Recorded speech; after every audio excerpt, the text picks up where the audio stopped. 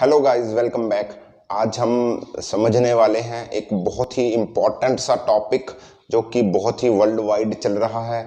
जैसा कि आप रोज़ रोज़ न्यूज़ में सुनते होंगे कि क्या टॉपिक चल रहा है हमारा, रशिया और यूक्रेन का कॉन्फ्लिक्ट। तो आज हम समझेंगे कि ये रशिया और यूक्रेन का कॉन्फ्लिक्ट आखिरकार है किस बात के पीछे, क्यों रशिया ने यूक्रेन के ऊपर अटैक किया है। आज हम समझने वाले हैं कि ये रशिया और यूक्रेन की जो वॉर चल रही है इसके पीछे का मेन कारण क्या है और ये कब से शुरू हुआ था, और क्या क्या रशिया को क्या क्या प्रॉब्लम्स है यूक्रेन से, यूक्रेन को क्या क्या प्रॉब्लम्स हैं रशिया से। तो इन सारी बातों को समझते हैं। इन बातों को समझने के लिए आपको थोड़ा सा हिस्ट्री में जाना पड़ेगा। थोड़ी सी बातें बेसिक सी बताऊंगा कि है क्या ये प्रॉब्लम, शुरू कहाँ से हुई थी। जैसे कि आप लोगों ने सबने पढ़ रखा होगा या सुना होगा, नहीं सुना तो सुन लीजिए कि पहले रशिया एक पूरा एक इंटीग्रेशन स्टेट था। मतलब क्या था रशिया, रशिया को पहले हम यूएसएसआर कहते थे। अगर कोई आर्ट्स का बच्चा होगा या जिसने +1 +2 में पढ़ी होगी हिस्ट्री ज्योग्राफी तो उसको ये पता होगा, यूएसएसआर बोलते थे। 1991 के अंदर 1991 के अंदर यूएसएसआर की डिसइंटीग्रेशन हो गई। यूएसएसआर की डिसइंटीग्रेशन हो गई, मतलब पहले ये काफी सारे देश मिलकर एक यूएसएसआर कहलाते थे, यूनाइटेड सोवियत सोशलिस्ट रिपब्लिक। एक ऐसा देश था, इसमें छोटे छोटे देश इन्वॉल्व थे। 1991 के अंदर बड़ी सारी काफ़ी देर से एक मूवमेंट चल रही थी। उन्होंने बोला कि हमें आज़ादी चाहिए, हम रशिया के साथ या हम इस देश में, हमें अलग देश चाहिए। तो 1991 के अंदर यूएसएसआर की डिसइंटीग्रेशन होगी, काफ़ी सारे देश टूट गए, जिसमें यूक्रेन, लाटविया, बोटनिया, ऐसे बड़े सारे, लिथुनिया, बड़े सारे देश अलग हो गए, सारे देश अलग हो गए। तो उसी 1991 की डिसइंटीग्रेशन में यूक्रेन रशिया से अलग होकर एक नया देश बना। पहले तो ये रशिया का ही पार्ट था, है ना। 1991 के डिसइंटीग्रेशन में यूक्रेन ने क्या, यूक्रेन एक आज़ाद देश बन गया। अप्रॉक्सीमेटली, मुझे पूरा तो याद नहीं, 24 अगस्त 1991 को यूक्रेन इंडिपेंडेंट अटेन की यूक्रेन ने। सही है जी। तो तब से ही इनका कुछ ना कुछ इशू चलता आया है। अब इतना यूक्रेन इंपॉर्टेंट क्यों है सर, डिसइंटीग्रेशन हो गई तो यूक्रेन के साथ ही रशिया को क्या प्रॉब्लम है, बाकी भी तो देश डिसइंटीग्रेट हुए होंगे। तो उसको समझने के लिए के बाद समझिए कि जो सारी लड़ाई है वो बेसिकली ऑयल और नेचुरल गैस रिसोर्सेज के ऊपर है। देखो, यूक्रेन के अंदर और रशिया के अंदर भी बहुत सारे नेचुरल गैस के रिसोर्सेज हैं, यूक्रेन के अंदर भी बहुत सारे नेचुरल रिसोर्सेज हैं। अब रशिया को ऐसा लगता है कि ये तो हमारा ही हिस्सा था, अब इसके जो नेचुरल रिसोर्सेज है उस पर हमारा ही हक होना चाहिए। क्योंकि यूक्रेन, आप मान के चलो कि रशिया में से अगर रशिया के बाद कोई बड़ा देश आता है यूएसएसआर में से, तो यूक्रेन आता है एक, जिसका एरिया थोड़ा सा बड़ा है। तो उसको उसके अंदर इंटरेस्ट है, मेन इंटरेस्ट उसको नेचुरल रिसोर्सेज में है। नेचुरल रिसोर्सेज या ऑयल और नेचुरल गैस के रिसोर्सेज यूक्रेन में काफ़ी, रशिया में भी है बट यूक्रेन में भी है। और दूसरी बात, इसको समझने से पहले आप नीचे एक मैप देखो। पहले तो एक रशिया का मैप देखिए कि यूक्रेन है कहाँ। आपको दिख रहा होगा कि ये जो 6 नंबर का देश है, इसको 6 नंबर दे रखा है, ये यूक्रेन है। इसकी बाउंड्री रशिया से भी लगती है और इसकी बाउंड्री साइड में इधर देखोगे तो ये सारा जो इसके दूसरी साइड है वो यूरोप है। वो क्या है, यूरोप है। तो यहाँ से ये क्या करता है, यूक्रेन के थ्रू ही यूरोप में सारी की सारी नेचुरल गैस की सप्लाई होती है। पाइपलाइंस बिछी हुई हैं। मैं आपको बाद में एक नेचुरल गैस की रिसोर्सेज की एक और उनके रिसोर्सेज की एक फोटो दिखाऊंगा ताकि आपको समझ में आएगा। तो इन्होंने ये चाहते हैं कि यूक्रेन के ऊपर भी हमारा कंट्रोल हो। जो ये मानते हैं कि यूक्रेन हमारा ही है, तो अलग से कोई और यूरोपियन कंट्रीज ने इसके ऊपर प्रेशर बनाकर इसको अलग से हमारे खिलाफ भड़काते हैं। रशिया को ऐसा लगता है।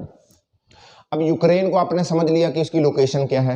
देखो, एक बात और समझो कि यूक्रेन की लोकेशन को समझने के लिए ये इंपॉर्टेंट था कि यूक्रेन के जरिए ही सारे के सारे जो आपके नेचुरल गैस के पाइपलाइंस हैं वो यूरोपियन कंट्रीज में जाते हैं। समझ गए होंगे।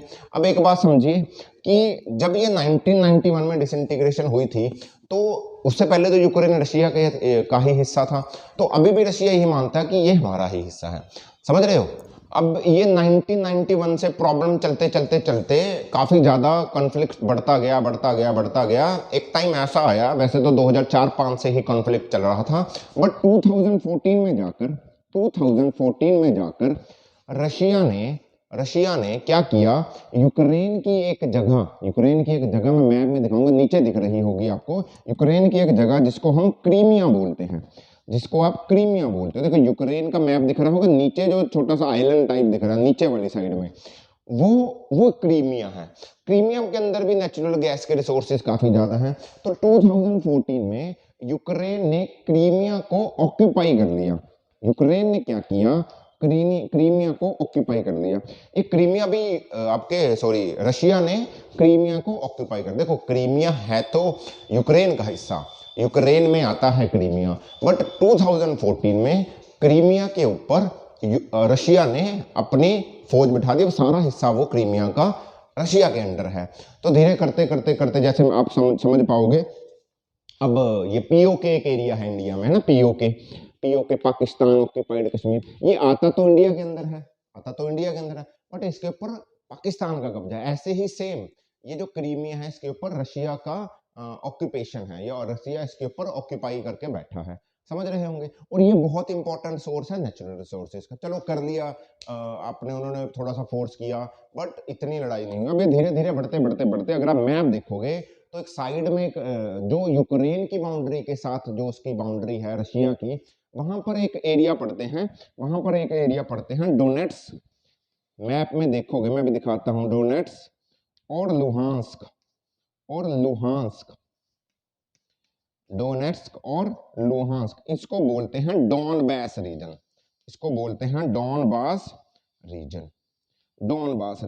देखो ये जो डोनेट्स और लुहांस्क रीजन है जिसको डॉनबास बोलते हैं, मैप देखोगे, देखो फोटो में दिख रहा होगा, तो ये जो मैप है इस दोनों रीजन्स को, ये यूक्रेन के ही हैं, बट इसके ऊपर भी रशिया का ही कंट्रोल है इनडायरेक्टली। देखो समझो, इनडायरेक्टली क्यों बोल रहा हूं मैं, क्योंकि ये रशियन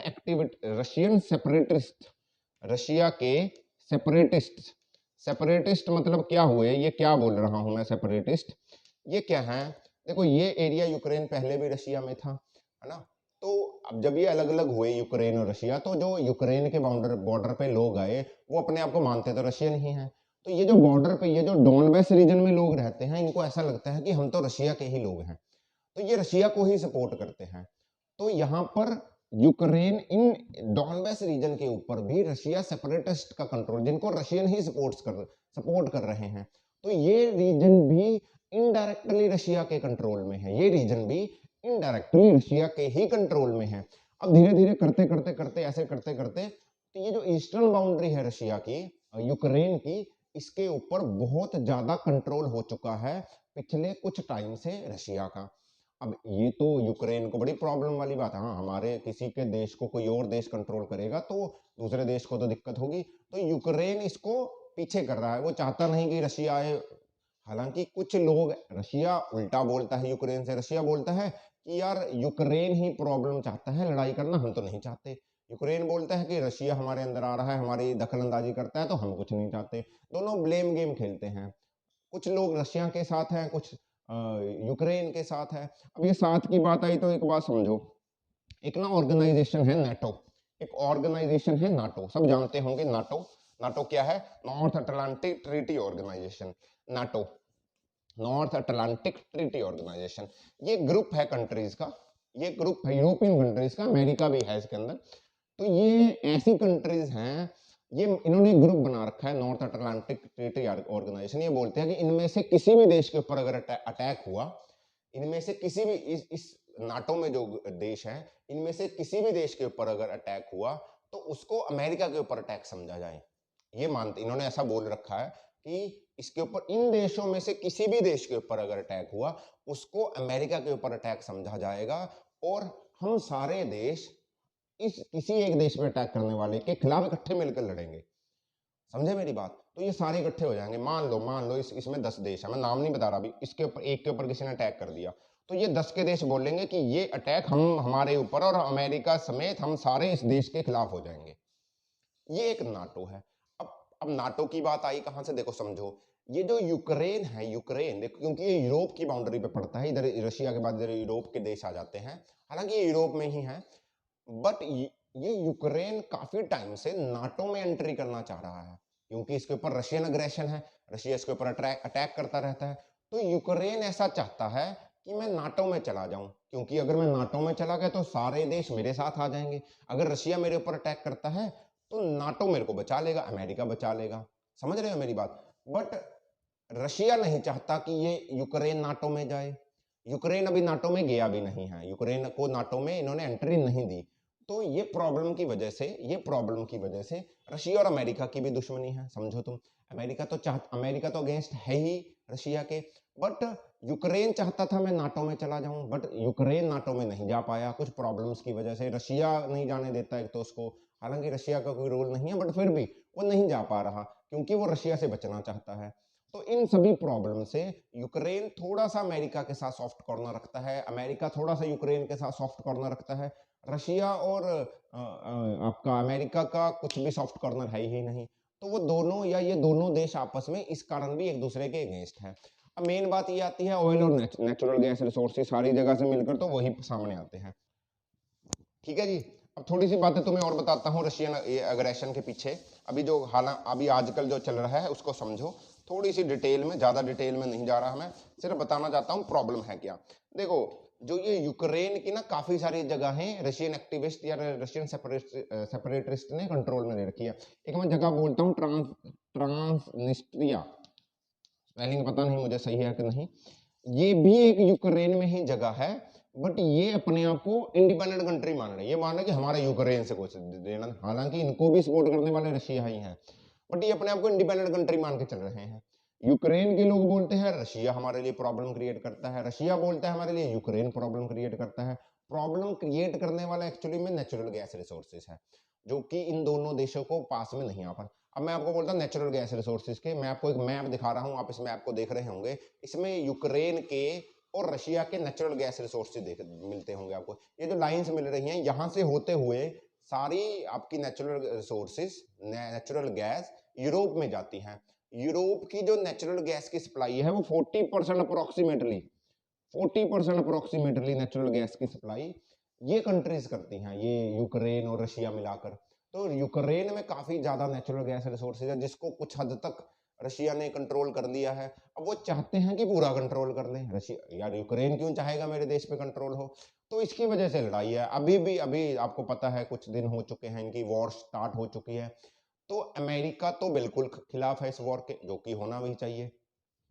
बट जो चाइना है जो, वो कहीं ना कहीं रशिया के साथ है। मैं आपको मजे की बात बताता हूँ, अभी चाइना में बीजिंग ओलंपिक्स चल रहे थे, अभी खत्म हुए हैं अप्रोक्सीमेटली 14-15 फेब को, अभी की बात है। विंटर ओलंपिक्स चल रहे थे, बीजिंग में ओलंपिक्स चल रहे थे। तो एक यूएस की एजेंसी जो खुफिया एजेंसी होती है, उन्होंने बोला था कि ये जो रशिया है ये अटैक करने वाला है यूक्रेन पे अप्रोक्सीमेटली 15 फरवरी के आसपास, 15 फेब के आसपास। जो आपका रशिया है वो यूक्रेन पे अटैक कर देगा, यूएस की एजेंसीज बोल रही थी। यूएस की एजेंसीज भी इसमें इन्वॉल्व हैं कि ये पीस बनी रहे पूरी दुनिया में। तो बट 15 फेब को उन्होंने अटैक नहीं किया। इसके पीछे ये वजह मानी जाती रही है क्योंकि चाइना ये चाहता था कि अभी बीजिंग ओलंपिक्स चल रहे हैं, चाइना रशिया का सपोर्टर है, तो वो चाहता था कि मेरे ओलंपिक्स खत्म हो जाएं, उसके बीच में रशिया कोई उल्टा सीधा काम ना करे, तो उसने रशिया को रोक के रखा था, ऐसी खुफिया रिपोर्ट है।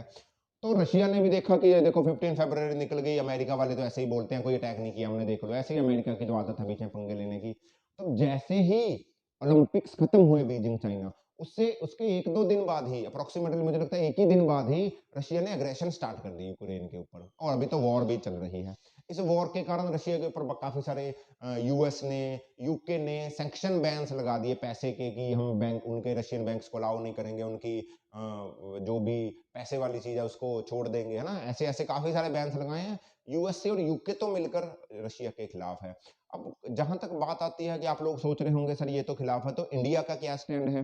रोज आप न्यूज देखते होंगे, न्यूज में बोलते हैं कि इंडिया को यूक्रेन के प्रेसिडेंट ने या प्राइम मिनिस्टर ने फोन किया, रशिया के ने किया, तो इंडिया किसको सपोर्ट करेगा, इंडिया यूक्रेन को करेगा या इंडिया उसको करेगा। तो देखिए, जहां तक इंडिया की बात है, वो डिसीजन तो गवर्नमेंट का है, मैं उसके बारे में कुछ नहीं कहना चाहता। बट इंडिया, मुझे लगता है कि पर्सनली चाहेगा कि वो अपने रशिया के साथ रिलेशन ना खराब करे, क्योंकि हमारा ट्रेड है रशिया के साथ काफ़ी, हम रशिया को काफ़ी सामान बेचते भी हैं, हम ऑयल नेचुरल गैस लेते भी हैं। अभी आप न्यूज़ में देख भी रहे होंगे कि ऑयल और नेचुरल गैस के रेट बढ़ने की बात भी चल रही थी कि रेट बढ़ जाएंगे, क्योंकि हमारा बहुत सारा वहाँ से नेचुरल गैस के, अभी बोल रहे थे एलपीजी का रेट बढ़ जाएगा। क्यों? इसलिए इंडिया रशिया को डायरेक्टली सपोर्ट भी नहीं कर सकता और यूक्रेन को डायरेक्टली सपोर्ट भी नहीं कर सकता। देखो, कोई भी देश है जो दुनिया में, उसके पास 3 ऑप्शंस हैं किसी को भी इन दोनों की लड़ाई में देखने के। पहला तो वो सोचे कि यार जो हो रहा होने दो, हाथ पे हाथ रखकर बैठ जाते हैं, जो होता है होने दो, हमें कोई पंगा नहीं है। दूसरी बात है कि किसी एक देश के सपोर्ट में आए, दूसरी बात है किसी एक देश के सपोर्ट में आ जाए, कि यूक्रेन के सपोर्ट में आ जाए, देखे जाएंगे जो होगा, या रशिया के सपोर्ट में आ जाए। कुछ कंट्रीज तो खुलेआम सपोर्ट में आ चुकी है, कुछ कंट्रीज तो खुलेआम सपोर्ट में आ चुकी है, जैसे कि आप बोलो यूएस और यूके तो रशिया के अगेंस्ट है। क्यों अगेंस्ट है? देखो यार, आपको पता है यूएसए की हेजीमनी है। हेजीमनी मतलब वर्चस्व कायम करना चाहता है वो अपना, हेजीमनी। हेजीमनी मतलब वो चाहता है कि मेरा ही मेरा नाम हो दुनिया में, मेरे से ऊपर पावर कोई ना आए। यूएसए हेजीमनी है। तो रशिया चाहता है मैं यूएसए को छोड़कर ऊपर आ जाऊं, कि मैं यूएसए को पीछे करूं, मैं दुनिया में कामयाब बनता हूं, मैं सबसे ऊपर आऊंगा। तो इसलिए यूएसए रशिया के खिलाफ है। चाइना यूएसए का दुश्मन है, या इनकी बनती नहीं आपस में, तो चाइना रशिया के साथ लगा हुआ है। समझ रहे हो मेरी बात? तो जो जो रशिया के अगेंस्ट है वो यूएसए का दोस्त हो जाता है। दोस्त, दुश्मन का दुश्मन दोस्त, ये वाला मुहावरा कामयाब हो जाता है यहाँ पर। तो ये सारे मिलकर समझ नहीं आ रहा कि करना क्या चाहते हैं। जहां तक लड़ाई की बात है, लड़ाई तो चलती रहेगी। अब जब तक यूनाइटेड नेशन भी सिर्फ बोल देते हैं कि यार ऐसा नहीं करना चाहिए, अब आप लोग सोच रहे होंगे कि ये लड़ाई खत्म क्यों नहीं हो जाती। क्यों यूनाइटेड नेशंस, बड़े बड़े देश आकर रशिया को कुछ नहीं बोलता? क्योंकि आपको सबको पता है कि रशिया के पास वीटो पावर है। रशिया के पास वीटो पावर है, 5 कंट्रीज के पास ही तो वीटो पावर है ना।